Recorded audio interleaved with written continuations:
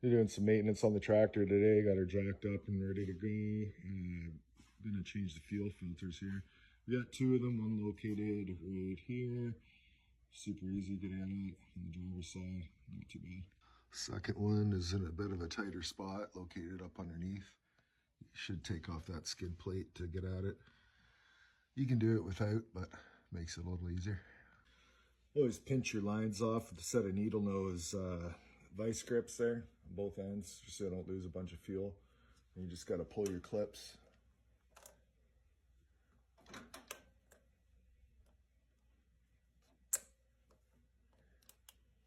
Now pull your lines and your fuel filter's free to come off.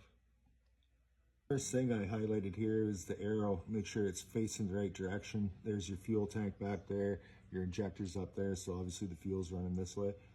I always put the hours and the time of year on the filter just to know when you changed it. And you just put those, put your lines back on, put those clamps back on both sides, undo your vice grips, and tighten up that nut, and that's it. Beneath the tractor, here's that skid plate I got to take off. You don't have to. I've taken it off, or taken this filter off without doing it before, but I'm going to blow and clean this all up, so I'm going to take it off anyways. But there's just, you just follow this bracket up. There's two 9/16 bolts on either side. You just got to take those off to get the pan off.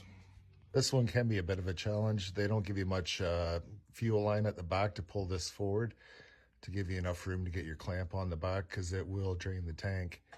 That line goes straight to the tank, so it'll drain if you don't get it clamped. And then lots of room to get it on up here. So yeah, we'll just undo those clamps, both sides, pull our lines off, put the new filter in, put the clamps back on, put your lines back on, undo your clamps, and you're good to go. There's the filter on, both clamps installed back and front. This thing tighten up, 10 mil bolts tighten up, good to go.